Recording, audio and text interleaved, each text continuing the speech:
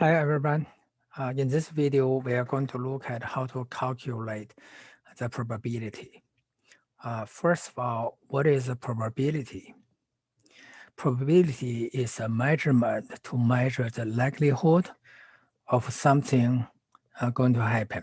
So how likely is something going to happen, or how likely something not going to happen? It's about a measurement of uncertainty. Okay, the range, let's look at some basics of probability so that we don't make those very basic mistakes. First, the range of probability values. Since probability is a measurement, probability actually is a number, is a value. But those probability values have to be between 0 and 1. Now let's look at how this works. The range of probability values being between 0 and 1, 0 and 1 included. So it goes like this. Since probability measures likelihood, let me give you this kind of example in real life. Say I have this pen in my hand. You see that? I'm standing on the floor right now. So if I say I let it go from my hand, and it will fly to the moon by itself, how likely is that going to happen? It will fly to the moon by itself. You know the answer, right? Absolutely not possible. Zero possibility. That's why we assign value of likelihood for this one to be 0, because it's guaranteed not going to happen. It's not a person's opinion, it's a fact. It's not going to happen. So probability for this pen flying to the moon by itself is 0. On the other hand, again, remember I'm standing on the floor in my room right now. Say if I let it go, I say it will drop to the floor. There's nothing between this pen and the floor. So I say if I let it go, it will drop to the floor. How likely is that going to happen? 100% guaranteed going to happen, because there's nothing in between to prevent it from happening. So in that case, we say the probability equals 1, because that's something sure to happen. Everything else are going to be in the middle, because everything else has some uncertainty in it. The two extreme examples I just presented to you are two certain events. One is sure going to happen, it will drop to the floor, so probability is 1. One is sure not to going to happen, flying to the moon, so probability is 0. So whenever you have uncertainty in it, in a certain event, and nobody can tell exactly what's going to happen as an outcome, in that case, you will have a probability value between 0 and 1. Let's do another example. Say instead of a pen, this is a chalk. The old-fashioned way to teach in the classroom, we use white chalks, maybe other colors of chalks, right? So imagine this is a chalk. This is a chalk that I'm standing inside a classroom, not in my home, inside a classroom, and that classroom has concrete floor. Now I have this chalk in my hand, then I let it go. It will hit the floor. The thing is, how many pieces it will break into when it hits the floor? I don't think anybody has a definite answer before it hits the floor, right? There are uncertainty. It could break into 2 pieces. It could be 3 pieces. It could be 4, even 5 pieces. It could be just 1 piece. It didn't break, actually. It won't break for some reason. But there's no way to tell with 100% certainty how many pieces you're going to have. That's why its probability is in between 0 and 1. We are not sure what's the outcome going to be. Okay. Now, since the 1 represent is something sure to happen, so when you have a probability that is getting closer and closer to 1, that means that event is more and more likely to happen.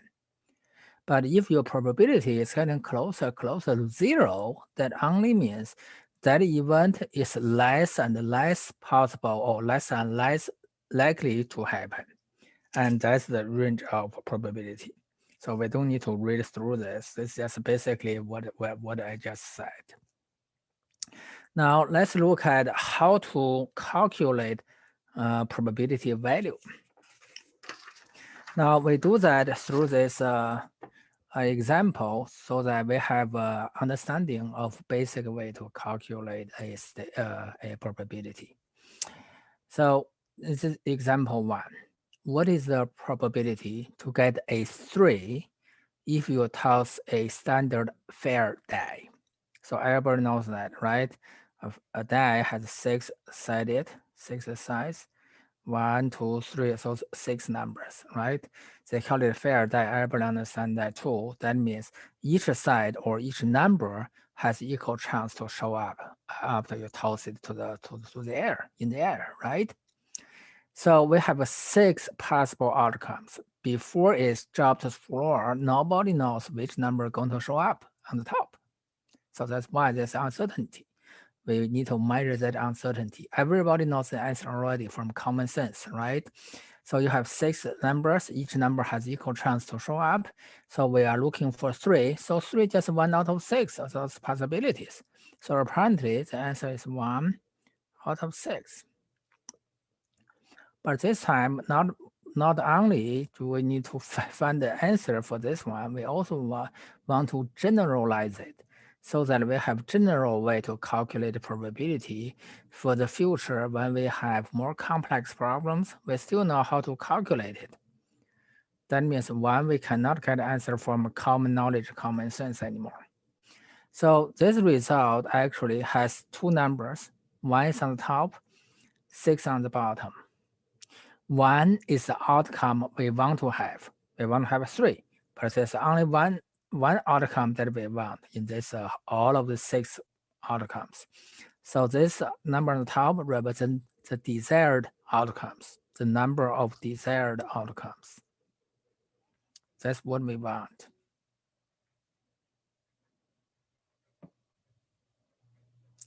Outcomes.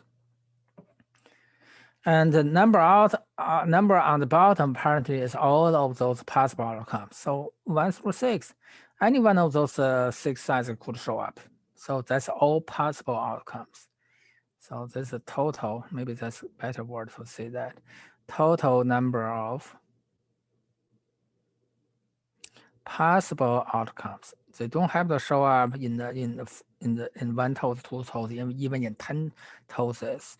They don't have to show up each of these numbers. There's some luck in it. But when you do this experiment, in this case toes, many times, you will find out every number has equal chance to show up actually.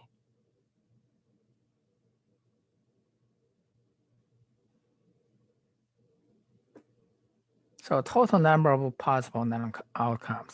In other words, probability is calculated by figuring out how many outcomes are the desired ones. Then how many outcomes are possible. Then we do a division, and that result is probability. So by this way of doing the calculation, we know probability will never be bigger than 1, because desired one is always part of total possible outcomes, right? Never bigger than that. So smaller number divided by bigger number will be smaller than 1. If any number is okay, these 2 numbers will be equal. That's why it could be equal to 1. Now let's look at our second example. What is the probability to get a king if you randomly select 1 card out of a deck of cards? So for a regular typical deck of cards, we have 52 of them. They're all different, right? They're all different. And since we just want to get 1 card, so in this case, just a king. So think about this structure we just used to calculate the first one. Since we want a king, the number on the top represents the total number of desired outcomes. From the deck of cards, 52 of them, how many of them are the one we wanted? We want a king, right? There are 4 kings. So this is the number of desired outcome. divided by total number of outcomes, which is 52. Why 52? Because we want to select one card. So in the very well shuffled cards, every card has equal chance to be selected. Since we select one card, so we have 52 possible outcomes. So because each card has equal chance to be selected. So that's 4 out of 52. If we simplify that, that's 1 out of 13. That means if you randomly withdraw a card from deck of card after it is very well shuffled, and your chance to get a king is 1 out of 13. Now here's the official rating of the formula to calculate theoretical probability. Theoretical probability means in theory there's a right likelihood. Well, that doesn't mean that you will have exact same answer in real life when you do that experiment. It only means when you do a lot of trials, you will get closer and closer to this number. In other words, this theoretical probability is a true number, is a real number, because of the randomness. When you actually do it, if you don't do it enough time, your number is kind of closer to this number, but it's not exactly equal. But in this course, we only deal with theoretical probability, so you don't need to worry about anything else. Let's look at this formula. This event is equivalent to a particular outcome, like we want to have a 3 in that die tossing, right? Tossing. Now this is a certain event. On the top is number of outcomes in event E. In other words, this is our desired outcomes. On the bottom, total number of possible outcomes, exactly the same thing. So number of desired outcomes on the top divided by total number of possible outcomes on the bottom. Now let's do some, after we officially present this formula, let's look at some more examples. And we do this one by one. We have A, B, C, D, E, 5 questions. A die is rolled once, so 6 numbers, 6 size, right? Find the probability of rolling a 3. So we did that. So let's just go through this one by one. So the way we write is that probability of getting a 3. According to that theoretical probability formula, the number at the top represents the number of desired outcomes. So totally 6 size, and we want to have a 3. That's just one number is desired. I mean, this is 1. This number of outcome is not outcome itself. Only one outcome is the one we wanted. How many possible outcomes? 6. You know from common sense this is right. 6 numbers equally possible to show up, and we just need one of those, 1 out of 6. So second one, this is A. Now B, we want to have an even number. P, probability of getting an even number. Think about that. If this is die, I draw that. Even though the 6-sided is cube, but it's just 6 numbers. So we can present it this way. 1, 2, 3, 4, 5. Each number has equal chance to show up, right? Now this time we want to have a probability of being even number. Number of desired outcome. We want this one, we want this one, we want this one. That's the 3. 3 desired outcomes. Total number of possible outcomes still 6, right? If we simplify that, that's half. And you know this makes sense because you have half number even, half number out. Sure, your chance to get even number is half. But we want to do it from the formula so that once we have more complex problems where we cannot figure it out from so-called common sense, we can still do it right. C is a number less than 5. So we need a probability of getting a number less than 5. Again, we just follow this definition. Number of desired outcomes. We want this, we want this, we want this, we want this, because they're all smaller than 5. We have 4 of those. Total number of outcomes is 6. Simplify, that's 2/3. So you have 2/3 of chance doing any toss to get a number smaller than 5. D is number less than 10. This one is interesting. Now we want a number less than 10. We want this, we want this, we want this, we want all of this. They're all less than 10. That's 6 of them. Divided by total number of outcomes, 6. That's 1. So remember at the very beginning when we introduced the basics of probability, we said if something sure to happen, the probability is 1. How about you toss this die? How are you sure? That's the word. How are you sure you get a number smaller than 10? Because you say absolutely sure because they're all smaller than 10. Something sure to happen, probability is 1. Again, it has to make sense. The last one, E, we want to have probability to get a number bigger than 6. How about that? But we do it from definition. Everybody knows the answer already. According to the definition, we want the result that is bigger than 6. We don't want this, we don't want this, we don't want any of this because they are not none of them bigger than 6. 0. 0 result bigger than 6. Out of 6, still 0. And again, this is consistent with the basics at the very beginning we mentioned. When something sure not to happen, the probability for that thing to happen is 0. We know that. We want something bigger than 6. Good luck through this die, right? Okay, now let's look at another example here. Exercise is important to help people really understand the concept of probability. Now, this is just another example. Wow, I need to zoom out a little bit so that you see the picture and the question. And that's good enough as long as, I need more room to write actually. Okay, that's good enough. You're dealt 1 card from a standard 52 card deck. Find the probability of being dealt a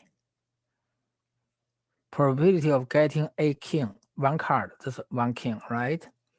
We do this from the basic formula, the number of desired outcome. From this, if you never play poker, still okay, just look at it. We want a king. How many king we have? We have 4 of them, 4 desired outcomes. How many possible outcomes? Because you dealt 1 card, each card we assume has equal chance to be dealt to you. So basically, there are 52 possible outcomes. So 52 possible outcomes. And simplify that, that's 1 out of 13. So randomly, you dealt 1 card, your chance to get a king is 1 out of 13. Now B, we want to have a heart.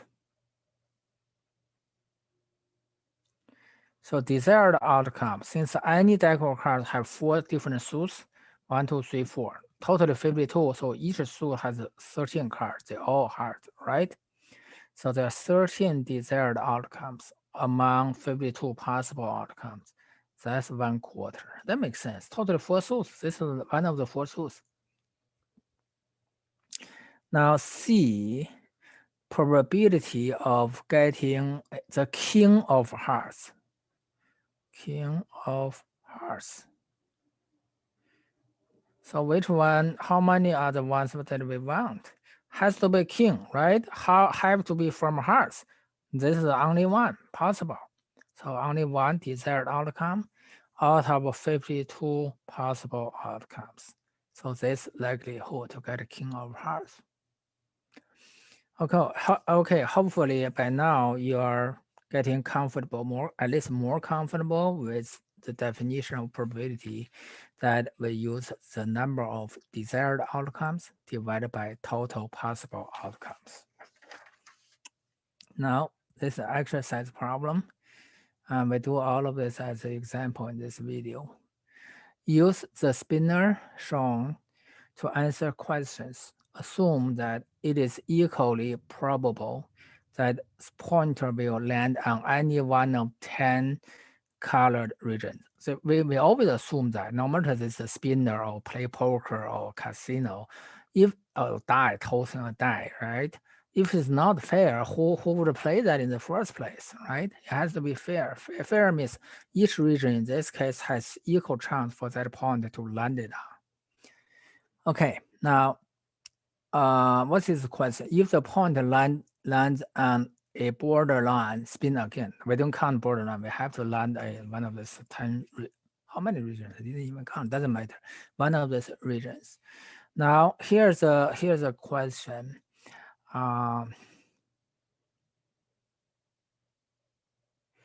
Calculate the probability the pointer land on in the red region. So let's do that one by one. A probability landing on the right slice here.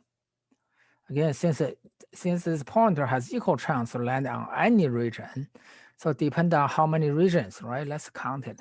Let's start this red one. 1, 2, 3. Oh, each half circle is 5 actually. 1, 2, 3, 4, 5. Totally 10 different regions. So each region has equal chance for this pointer to land on, right? So 10 possible outcomes. Now, since we are looking for the right one, there are 3 of them. 3 are desired outcomes, 3 out of 10. So your chance to land it on a red region is 3/10 or 30%. When you answer questions in homework, make sure you read the requirement. Sometimes they want to have a percentage. Sometimes they want your answer to be in decimal to a certain decimal digits. You just have to read the requirement. B, we are looking for yellow region. Landed on yellow region. Apparently there's 2. 2 out of 10 now. That's 1/5. C is the last one. A region that is red or blue. Red or blue. That means it doesn't matter, we want both. Either one is okay. So if we landed on a blue region, that's what we wanted. If we landed on the red region, that's also what we wanted. So we want this, we want this, we want this, we want this, we want this. 5 of them. So 5 out of 10. So half chance. Half chance. Okay, let's move on. This is an example from your homework. You may not say exactly problem because there's many different questions from homework pool. I just randomly select one from. It's not selected. I just pick one randomly. Let's look at it. The table below. By the way, we pretty much use the same table for different questions. The table below shows the political affiliations and types of jobs for workers in a particular state. Suppose a worker, that means just one person. Suppose a worker is selected at random. At random is a statistic term, which means everybody has equal chance to be selected. That's very important word. We have to have that for this whole thing to be valid, actually. Suppose a worker is selected at random within the state, and the worker's political affiliation and the type of job are noted below. So basically, first, before we answer any questions, we want to make sure everybody can read this table correctly. So since this table, we have row, we have columns, right? So for Republican column, 18 represent that person among total 200. In other words, or sample size 200. So they just randomly gather 200 workers from this particular state. Then they look at their job types. They look at their party association or political associations, right? So this 18 really means there are 18 people out of 200 who are Republicans. At the same time, they hold white collar job. This is because this is intersection between this row and this column. So 18 are Republicans who also have white collar job. And same thing here. There are 34 among the 200 sample workers. 34 of them are Republicans with blue collar jobs. So total number of Republicans among 200 is 52 because this whole column total cross section with Republican, that means total Republicans 52. That's how we read this table. Now we are ready to um, calculate some probabilities. So this is a requirement. Make sure pay attention to that. So we randomly select one worker. What is the probability of that worker being Democrats? So total number of workers is 200 in this case. That's total possible outcome. You only have 200 people to look at. So each individual is different outcome. Every individual is different. So we have 200 possible outcomes in this case. But how many ones that are desired one? We want Democrats, right? Look at Democratic column, this one. This is only about political affiliations. They don't care job types. As long as you're Democrats, you're counted in. So what is this number? 74? Yeah. 74 over 200. Since they require 2 decimal digits, we have to do division. When you do the division, you get 0.37.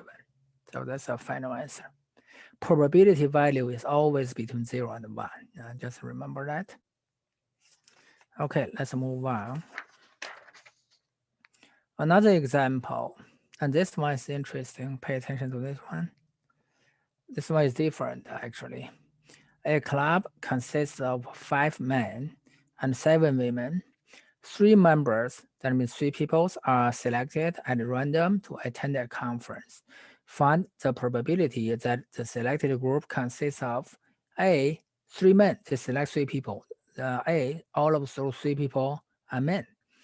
And B, they select 3 people. They want these 3 people have such a structure that there is 1 man in it and there's 2 women in it. So we want to know what is the likelihood of each of these 2 structures of selected 3 people. So we do it one by one. First, 3 men. Let's use this to represent 3 men. First, don't try to get answer directly. That's the reason we learn the probability formula. If everything can be done just by looking at it, we don't need to learn anything probability. So the formula to calculate probability, the basic formula is that we need 2 numbers. One at the top is the total number of desired outcomes. On the bottom is total possible outcomes. In this case, this is where we use counting skills we learned before, right? Counting. That's why we learn counting before we learn probability. We need to count how many possible desired outcomes. So desired, we want to have 3 men. There's only one way to guarantee the select 3 people are men. That is, you only select those 3 people from men's group. That's the only way to guarantee all of the select 3 people are men. Otherwise, you don't get 3 men. If you don't get 3 men, what's the point to do probability of having 3 men? They are not valid ones. That's why we want to select these 3 people only from men's group. So let me write down, we totally have 5 men and 7 women here. So basically on the top, we select 3 out of 5. And we learned in the last class from the counting, from the combination, order doesn't matter because these 3 people will go to attend a conference. They don't assume different roles. They don't fill different positions, right? So there's no difference in which order these 3 men were selected. So it's a combination. There's how many different ways to select 3 men, counting. Now, there's how many different outcomes. Now we need how many possible outcomes. Possible means we don't care the gender difference structure. We just want to have 3 people. So we have select 3 out of totally 12 people. That's how many 3 people groups are possible. They're all different. Now, total number of outcomes consisting 3 people on the bottom. Desired 3 people outcomes on the top. They are all men. So now we are ready to do calculation. You see, still same formula. Desired outcomes, the number of total possible outcomes. So let's do the calculation. Select 3 out of 5.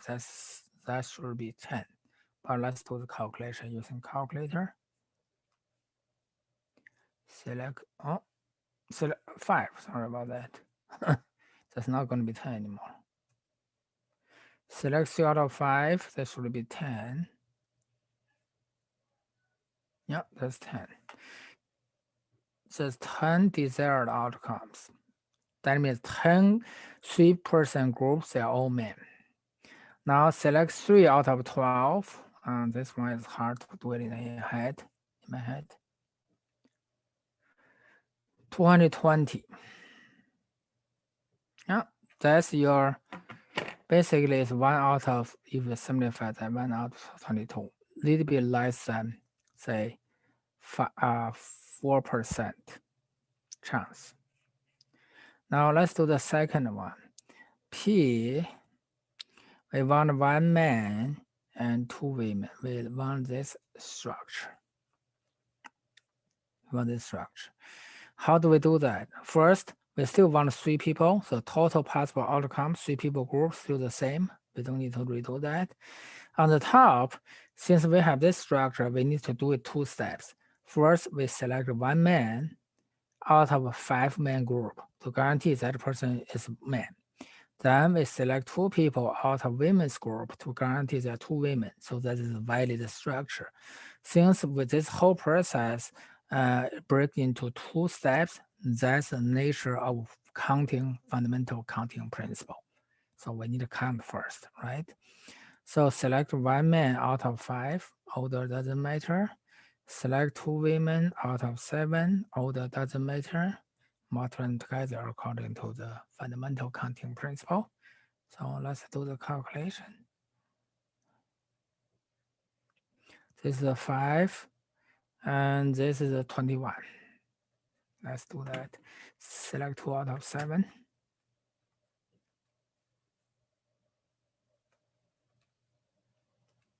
Yeah, 21. So basically, this is 105 over 220, and simplify that if we need to do. You need to do to simplify it. Now we finish this tool. How do we know this even makes sense actually? First, they're all smaller than 1 for sure. It has to be smaller than 1, between 0 and 1. And to make sense out of this, I'm going to do 2 more, even though this is not a part of the question being asked, right? I'm going to do 2 more. Let's look at the probability of getting 2 men and 1 woman. Very similar calculation, right? So 220 on the bottom, select 2 men out of 5 men, and select 1 woman out of 7 women. So this is a select 2, this is 10, this is 70. So 70 out of 220. Again, we can simplify that. I didn't simplify that for a purpose. I just have this idea come to my head. I'm going to show you something after we finish this so that it totally makes sense. Now, another possible outcome of the gender structure, if you select 3 people, is that you could get all 3 people women, right? We could have that if you randomly select 3 out of 12 people. So let's look at how likely is that. So we still have 220 possible outcomes when we select 3 people out of 12. Now this time we only want women. So we have to select the 3 people out of women group. That's 7. Now let's do that. Select 3 out of 7. Select 3 out of 7. I don't know how many, maybe 30, 40. Let's try that. 7. Oh. 3. Select 3. 35. So 35, 220. Now, if we think about it, we select 3 people out of 12. How many possible structures in terms of outcome? Actually, these 4 are all we have, no more, no less. Either you get 3 all men or 3 all women, or 1 man, 2 women, or one woman, 2 men, right? There's no other possibility. Now, what if we add all of this 4 probability together to see what we get? This is actual work in order to make sense for this whole thing. Learning mathematics, if it doesn't make sense in the end, a waste of time. 105 over 220 plus 70 over 220 plus 35 over 220. Now, since all of these four probabilities have same denominator, we just get the same denominator. All we need is add these numerators together. 10 plus 105 plus 70 plus 35. Let's do that. 10 plus 105 plus 70 plus 35. What do we get? 220. What is 220 divided by 220? 1. Probability equals 1 for this whole thing. So we learned at the very beginning, 1, the probability equals 1. Only when something is going to happen for sure. Since we add 4 together equal 1, that means if we randomly select 3 people, it's guaranteed one of these 4 structure will appear. It doesn't matter which one of these will appear, that's guaranteed. That's why when you add them together equal to 1. Every single one will smaller than 1 because every single one you're not sure you're going to get exact 3 men. You'll get exact 3 women. There's no way to guarantee that. But we can guarantee one of these 4 outcomes going to be true. That's why when you add them together is 1. Okay, now let's look at another example here. 2 fair standard dice are rolled. What is the probability of rolling a 7, which is the sum? Since we roll 2 dice, we get 2 numbers for each toss, right? We want to add those numbers together to see if we get 7. In other words, if we get 7, that's a success. That's the desired outcome because we are looking for the probability of getting sum of 7. First of all, we need 2 numbers to calculate any probability because probability is just division between 2 numbers. We need to know what is the total number of possible outcomes. Since we roll 2 dice, each die has 6 outcomes. Like this outcome of first die, and this outcome of second die. Cross section is going to be the sum. This plus this equals this, right? 1 plus 2 equals 3. 1 plus 3 equals 4. Since we're looking for sum, there's 6 rows and 6 columns when you fill in these numbers, add them together, right? That's 36. So when you roll 2 dice, you're going to have 36 outcomes. So total number of outcome, we're supposed to get 7, is 36. But how many among 36 outcomes are 7? That's our desired outcome, right? Let's look at that. If first die you get 1, the second you have to get 6 to get 7, right? That's one outcome. Remember 7 being the sum. We have to add 2 numbers together. So if this is 2, the other one has to be 5. If 3, the other one has to be 4, and so on. You can see. This is the only possible outcomes, no more than that. For example, if the second die give you 4, the first die has to be 3. We already counted. That's here. So how many? 1, 2, 3, 4, 5, 6. 6 outcomes are desired ones. Simplify that, 1/6 of chance to get 7.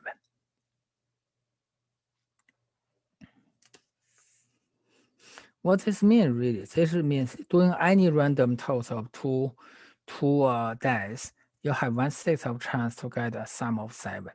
In other words, if you do it 60 times, about 10 times you get a 7 when you add those 2 numbers together. That's 1/6. The more time, the more you repeat it, the more closer the actual outcome to the real number. This is a theoretical number. Now let's look at a different topic. This is called events involving not. Let's just go straight to this example. Rolling a standard fair die. What is the probability of getting a 3? We did that before, so we just write that directly. This is 1/6. What is the probability now to get a 3? Now, let's draw this. This is a die, right? 6 numbers. 1, 2, 3, 4, 5, 6. We're doing something like not 3. We don't want 3. If we do this directly from definition, that means we don't want this. Everything else is okay. 1, 2, 3, 4, 5. This 5 numbers of outcomes are okay among 6 possible outcomes. So this is 5, 6. And this is 1, 6. Is it coincident that these two add to 1? They add to 1, right? 1, 6 plus 5, 6 is 6, 6. 6, 6 is 1. Is it coincidence that when we add these two together equal to 1? No. The reason is very simple. Look at these two events, probabilities. This one is 3, this one not 3. Imagine if you toss this die, there's only 2 possible outcomes. Either you get 3 or you don't. No other possibility. One of this will show up. One of this outcome will show up. Either you get 3 or you don't. That's a guarantee. That's why they add 1. In other words, we have another way to answer this question. The whole thing is always 1. Say, if we are looking for the probability not getting 3, we can use the whole thing, which includes all of this, subtract the probability we get 3, we get 3. If you take this probability of getting 3 away, the rest must be not get 3, right? So 1 minus 1, 6, that's 5, 6. That's the concept of not. In other words, if you calculate the probability of not getting something, using 1 that minus the probability of getting that thing. Now look at next example. If we randomly draw a card from well-shuffled standard deck of cards, what is the probability of getting a king? We did that again. That's P. Probability of getting a king is 4 out of 52. Or this 1 out of 13, they're the same thing. So what is the probability not to get a king? If we learned it from the previous example, 1 minus 1 13th, that's 12 13th. And we know that's correct because this time desired outcome is not a king. So there are 52 cards. There are 52 cards. There are 4 kings. The rest are not kings. The rest are the ones we want, right? There are 48 of them. 48 out of 52, that is this. But we can do it this way, it's easier. You don't have to count directly. Just get rid of the one you don't want. You don't want a king. Okay, move on. This is what this one is from your homework. Super easy. The probability that it will rain tomorrow is 34%. What is the probability that it will not rain tomorrow? Say there's only 2 outcomes. That's guaranteed. Either it rains or not. There's no third option, right? So the whole thing is 1. 1 minus 34%. That represents it will rain. 1 minus that means we get the other part of the whole thing. That means the probability that it will not rain, 66%. Yeah, that's it. Now let's look at new types of problems. This one getting real. So after this, you can answer more complex questions in probability. Probability of 2 events. So far, just 1 event. For example, tomorrow it will be raining. That's just 1 event, either raining or not, just raining. There's nothing else. So now let's look at this one. A standard fair die is rolled. What is the probability to get an even number? That's the first question. Then second question being, among even numbers, what is the probability to get a number bigger than 3? After that, there's a third question. What is the probability to get an even number that is bigger than 3? So we answer these 3 questions one by one, and there's a reason for us to have these 3 questions. These are die, 6 possible outcomes, right? Solution. First question is, what is the probability to get an even number? We did that. So total number of outcomes that we wanted is 3. 2, 4, 6, 3 outcomes. Out of 6 possible outcomes, when you toss it once, you get either one could show up 6 different outcomes. So 3, 6. Now, among even numbers, this is the second question. Among even numbers, what is the probability to get a number bigger than 3? Make sure you don't just look at this part of the question. The reason there's line underlying this, there's a reason for that. This question is under the condition that you only look at even numbers, among even numbers. So among even numbers, I'm going to write it here. These are the even numbers. These are the even numbers. Among even numbers, what is the probability to get a number bigger than 3? Among this, what is the probability to get a number bigger than 3? We're still looking for the probability. So total outcome is 3. There's only 3 outcomes among even numbers. We want a number bigger than 3. These two results are desired ones. So probability is 2/3. Now let's look at the third question.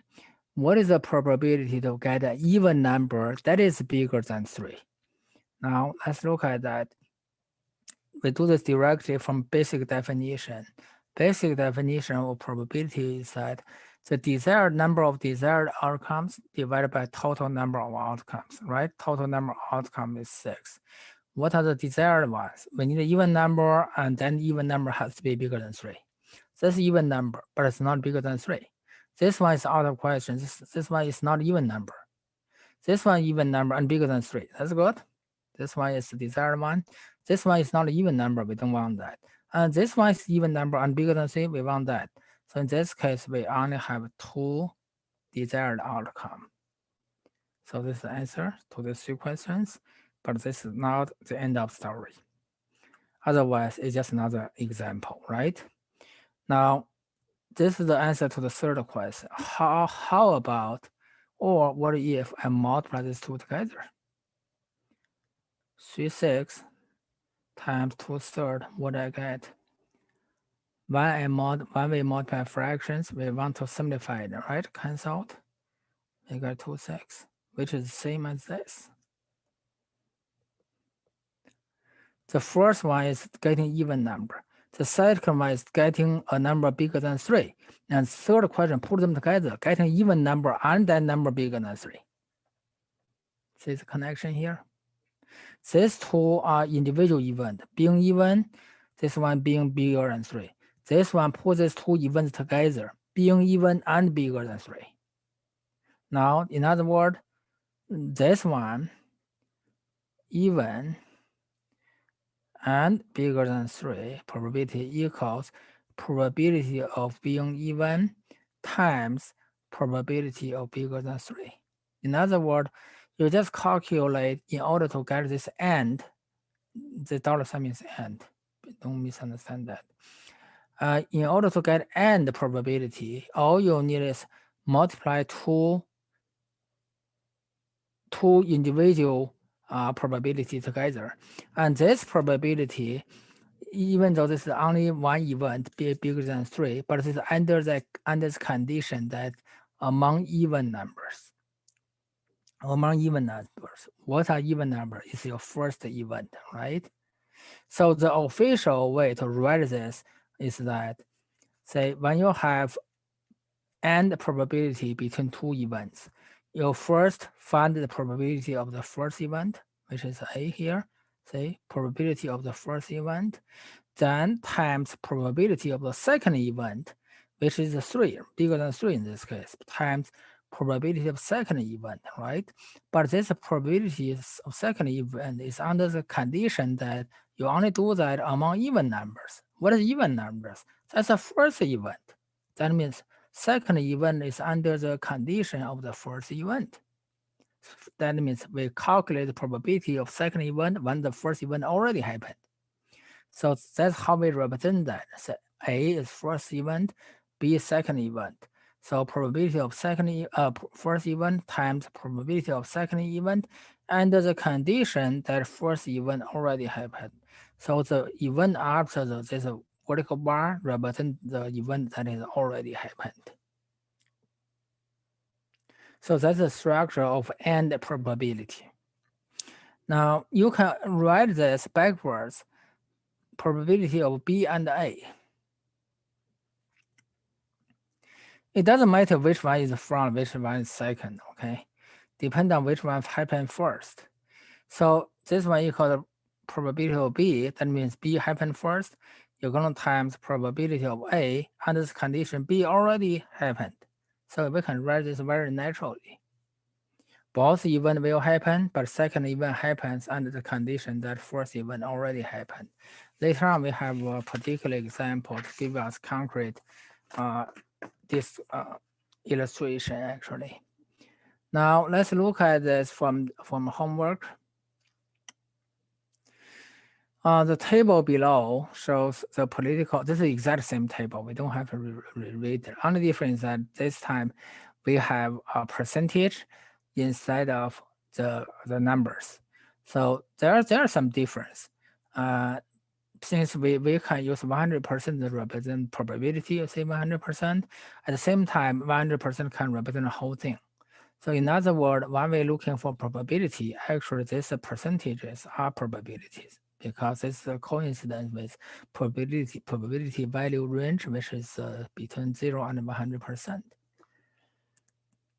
Now, what this means is that if we ask you, they select one, randomly select one worker in that particular state, they ask, what is probability of that worker being Democrats? Look at Democrats, 37%. Regardless job types, 37% of chance.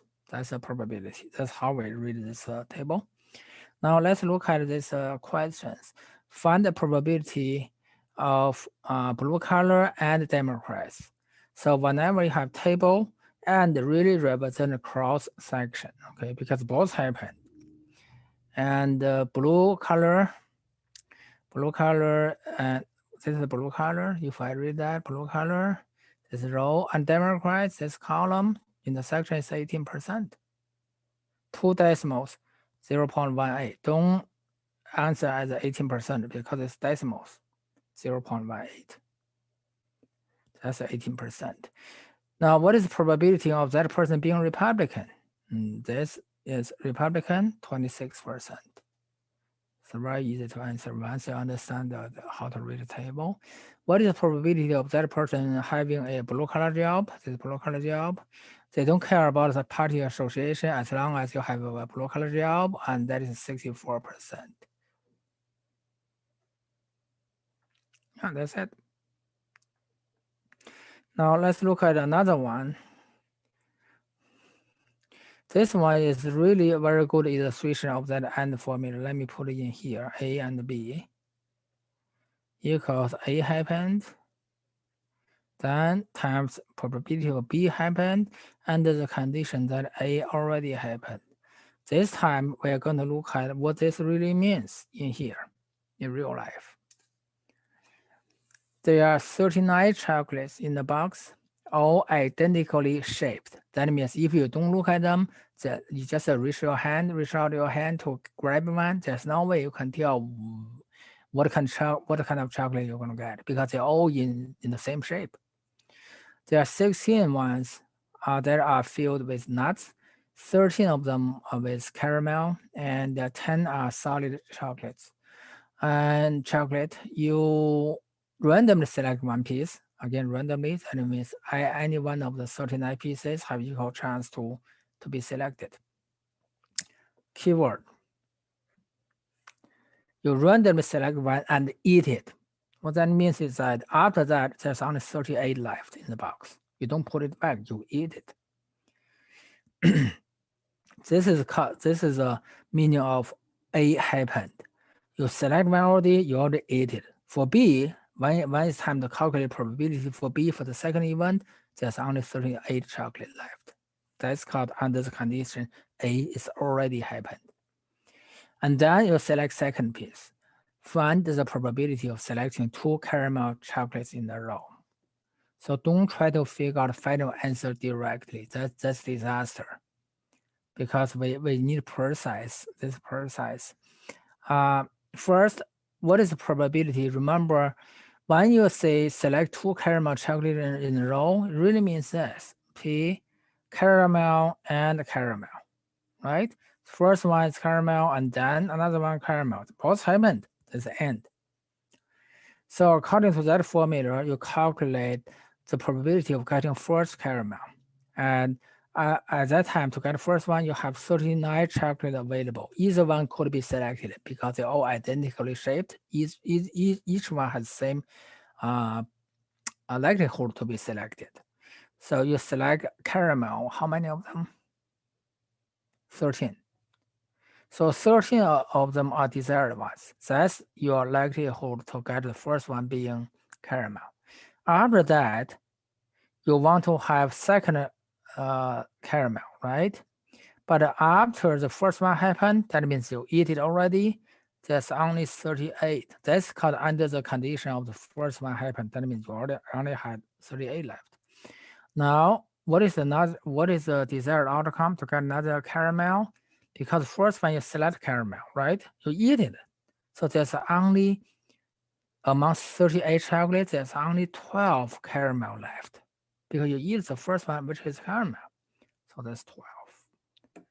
Yeah, this is end. So let's multiply them together. 13 times 12. 13 times 12 equals 156. 39 times 38 equals 1482. 1482. Now, they didn't say how many decimal digits. Let's do division. Oh, we can keep this because I didn't really copy the requirement. If they needed to have a fraction, just have fraction. Maybe you simplify that. If they ask you to round to 2 decimal digits or 3 decimal digits, you just do division and then round it. Okay, let's look at another one. This is the AND event. We have two more. One is OR event, one is a conditional probability for this video. Now, next one, the probability of either of two mutually exclusive events happening or occurring. That's OR event, either of two.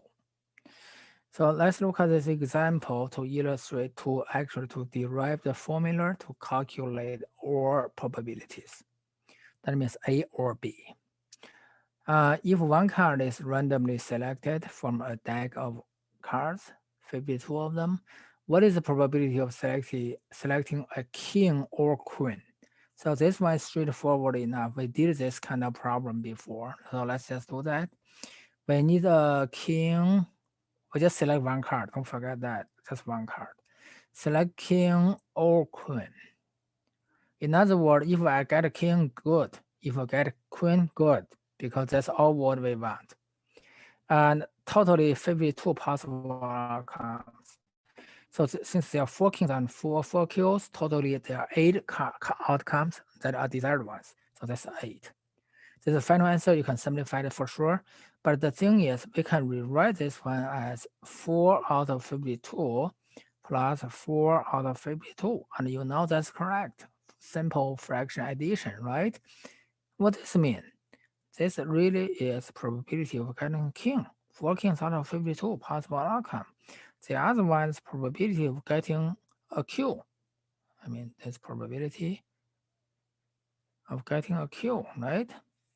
So in other words, this is our formula. See that?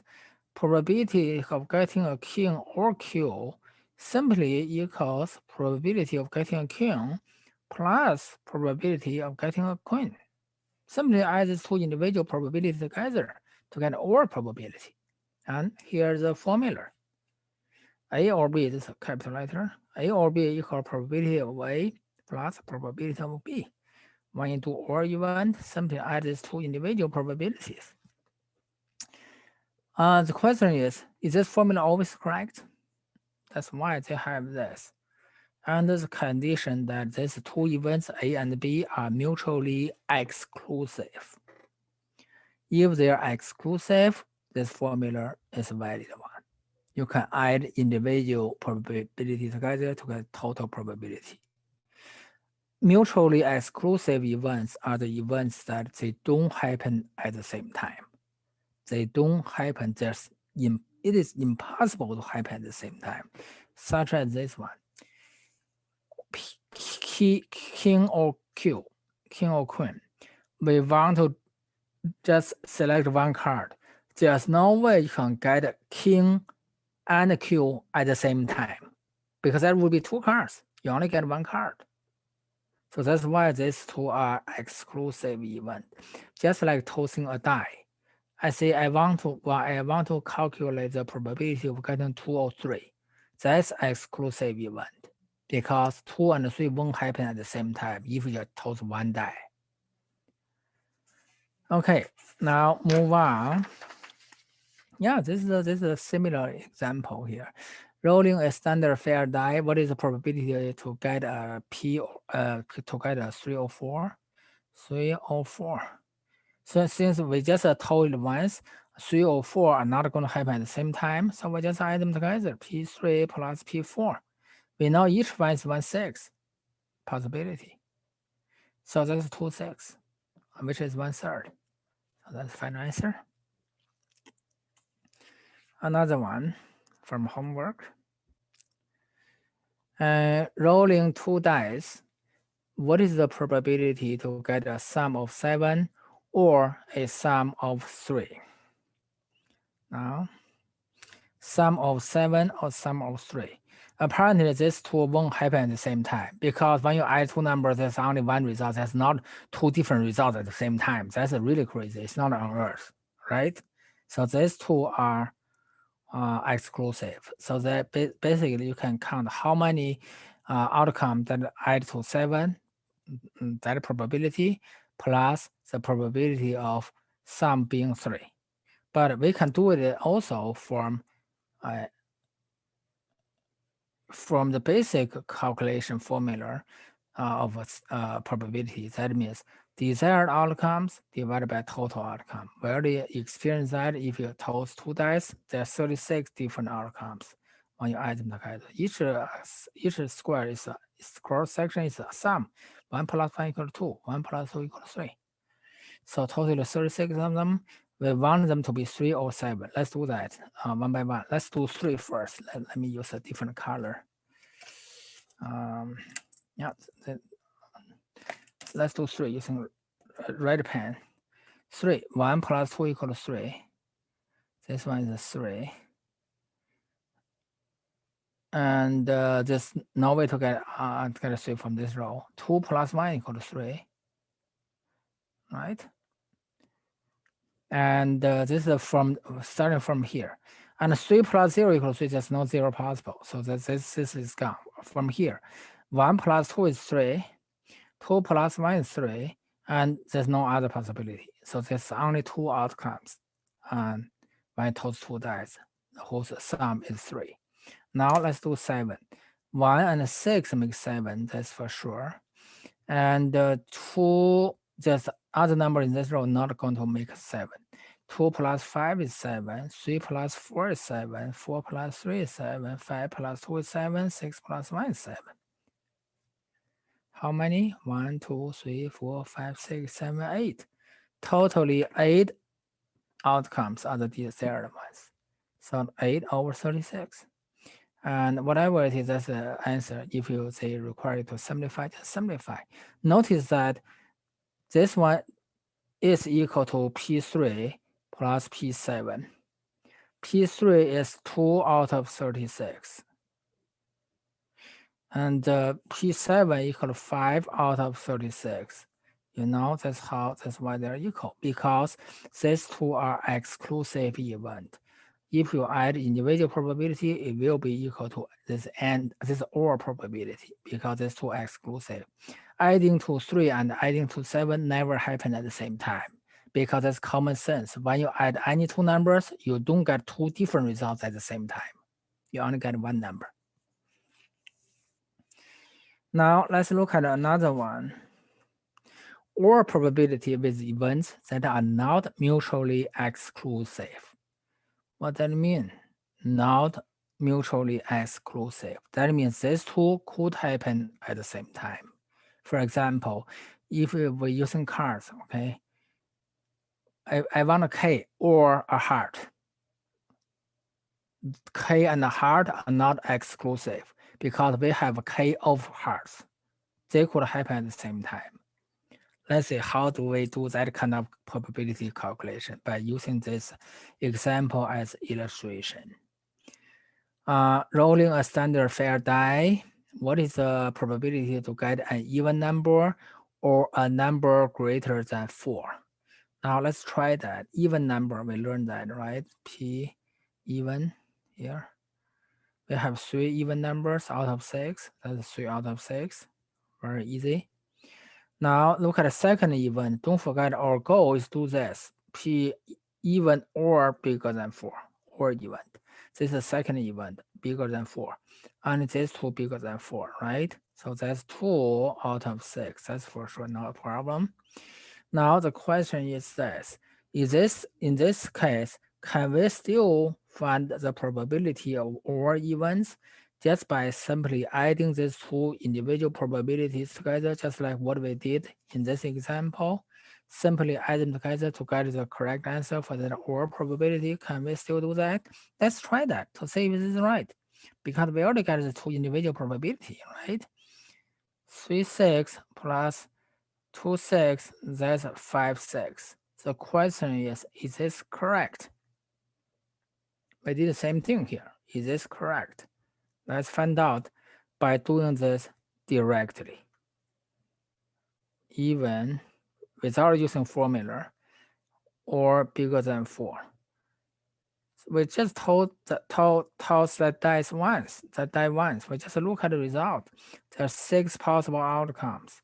We want to have an even number or greater than 4. Either way is okay. This is not okay. This is not even number, not greater than 4. This even number, this is okay because or either one were fine. So this one is good. Is this one good? It's not even number, not greater than 4. It's not good. Even number, yes, this one is good. We don't need to worry about whether bigger than 4 or not, but because we want to either this or that. This is even number, this is good. Is this even number? No. Is this bigger than 4? Yes, this is good.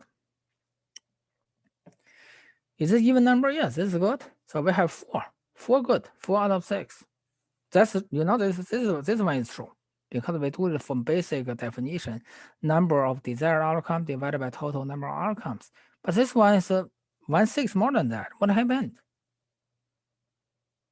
So one of this is wrong for sure. You cannot have two different results. So what is wrong? What is wrong is this. When you count even number, look at what happened. When you count even number, that's 2, 4, 6, right?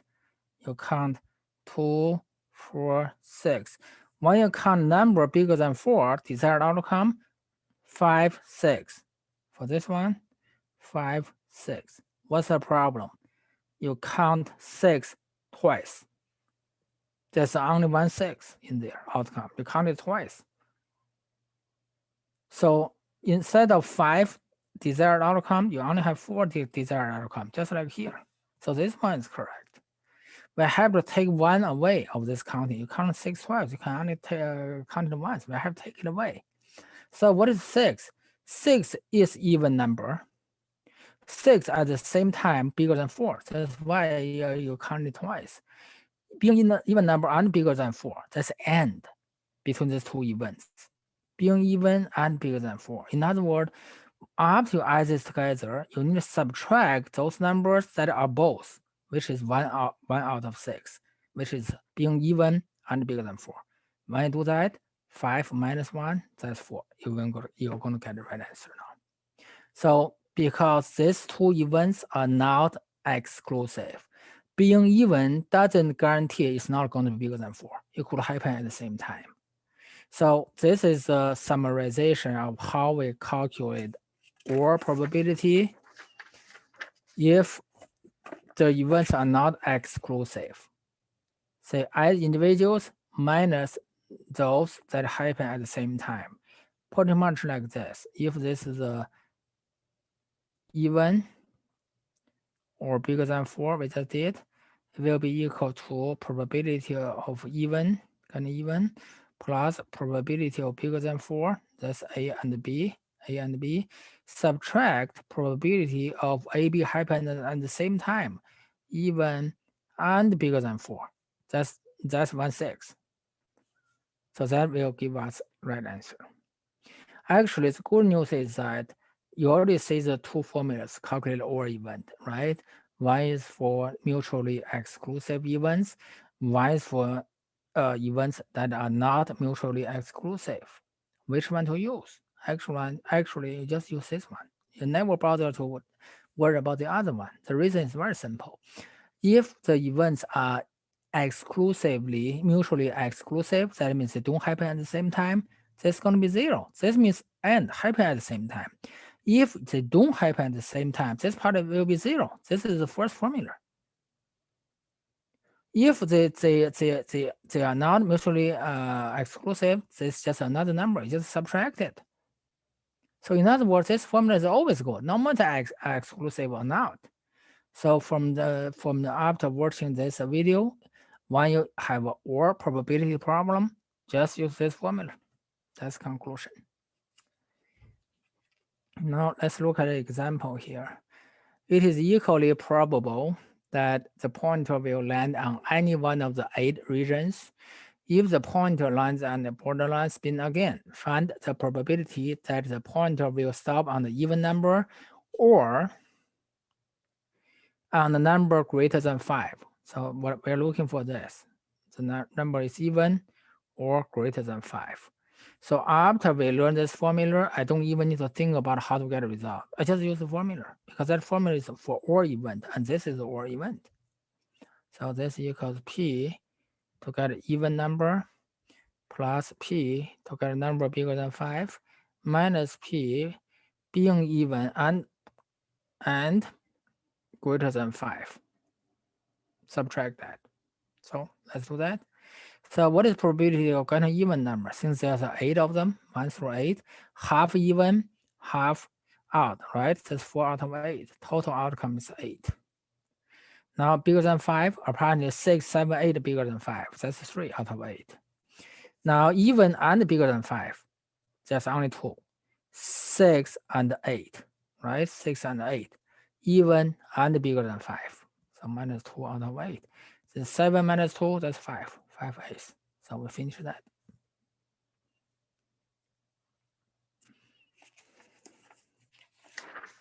Now, questions from homework. We get back to this table. The table below, we don't need to reread this. These are exactly the same thing. Now we need to find the probability of that selected person having a blue collar job or being a Democrat. Again, we use the formula. This equals the probability of having a blue collar job plus probability of being Democrats minus probability of having a blue collar job and being a Democrat. That's the formula. Plug in numbers. Probability, this is a percent, so each one is a probability itself. Probability of having a blue collar job, there's a blue collar job, that's 64. Probability of being a Democrat, 37. So actually from here you can see if you don't have this part, your answer going to be wrong. Why? Because when you add them together greater than 100%, probability never happen like that. So minus probability of both happen at the same time. In other words, it's in the cross section, blue color and Democrats. Blue color, Democrats, that's 18%, minus 18%. So let's do the calculation. They're all in percent, so we just can subtract the whole numbers. 64 plus 37 minus 18. 83%. And the question is use 2 decimal digits, so 0.83. And that's the final answer. Another one from homework. We're almost done. Again, this table is the same table, except this represents number of workers. That means you have to do division to get a probability. Probability is percent. This is the whole thing. You select one worker, the total sample size of this worker pool is 200. You select one out of 200. each individual is a different person, right? You could have 200 different results, outcomes. So first, we need to find white collar job or Democrats. So according to this formula, we need to find the probability of having white collar job plus probability of being Democrats minus probability of having white collar job and being Democrats. That's the formula. Now, white collar job. White collar job total is 72. So 72 over 200. Again, it's a probability, it's not number of people. If you do that, your probability definitely is way bigger than 1. That's just a disaster. Plus probability of being Democrats, that's 74 over 200. 74 people out of 200. Minus cross section between white collar and Democrats. White collar and Democrats is 38. 38 over 200. So let's do the calculation. 72 plus 74 minus 38 equals 108. 108 over 200. They all have same denominator.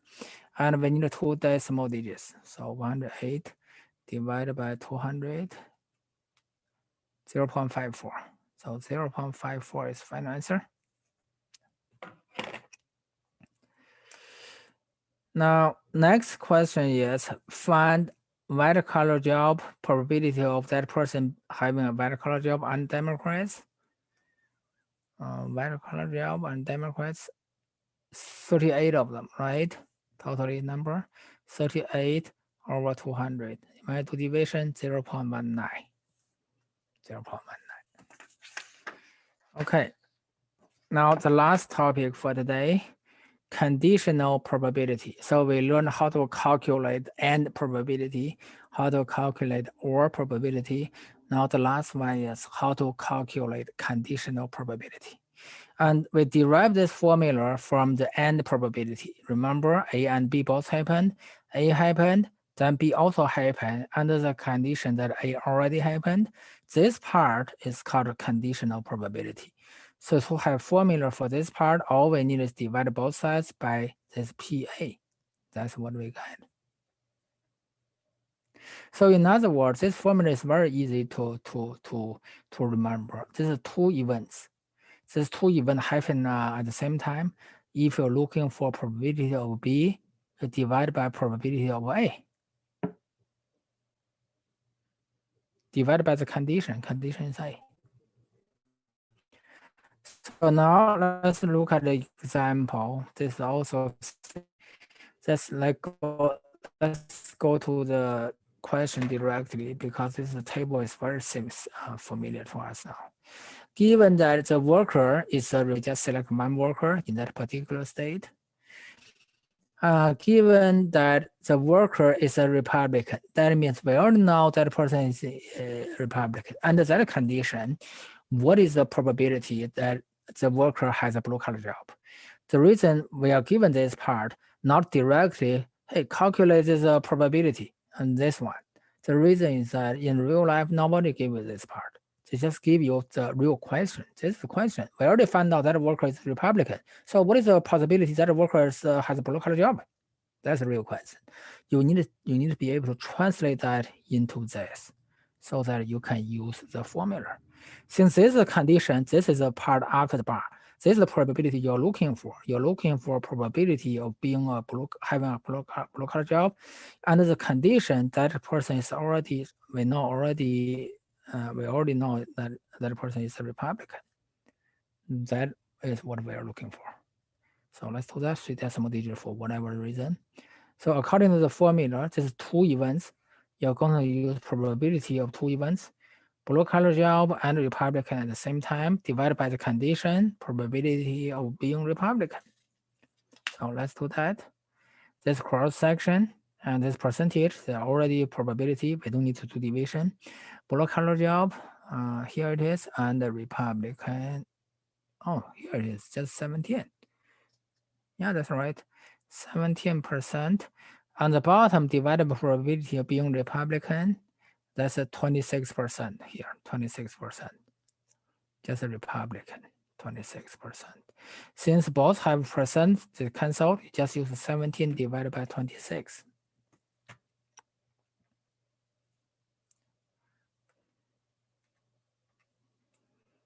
(0.6538). We need 3 decimal, 654. Yeah, a little bit more than 65%. What this means is that in that particular state, if you're Republican, it's more likely, more than half 50%, that means more than half, you're more likely to have blue collar job in that particular state if you're Republican. That's the meaning of this number. Now the last one for this video. Again, we are familiar with this. Only thing difference now, we have actual number of workers, not probability. That means when you do this, all of this calculation, you have to calculate each probability first because it's not probability. Now, given that the worker is a Republican, what is the probability that worker has a blue collar job? Exactly the same as the previous one. The only difference, you're not given probability directly. We need to calculate that. So what we do is probability of having a blue collar job given that that person is a Republican. The formula is that both blue collar job and Republican divided by probability of being Republican divided by the condition. So let's do that. And means in cross section, blue collar job, that's here, Republican, that's here. 34 over 200 to get probability. 34 over 200. On the bottom is Republican 52 over 200. You can do each division to get a number, decimal here, and then do division. Or easier way is that since both sides have 200 as a denominator, if you multiply 200 on both sides, imagine how to simplify things, cancel, you only have 34 over 52. Let's see what we got. 34 divided by 52. 0.654. Just same as the last one because last one already did the probability for us and put it in the table. Now I'm going to do it the other way, do division for each. We got 2 decimals and do division to see if we get the same number. We are supposed to get the same number. I just want to show you a efficient way to do things. Now let's do it the other way to see what we get. 34 divided by 200, that's 0.7. 0.17. 52 divided by 200, 0.26. Isn't this the same as this one? 17% over 26%. They are exactly the same thing. That's what I said. You can simplify it. Throw away 200 because same denominator multiply 200 cancel both. And this is the end of this video. See you guys in the next one.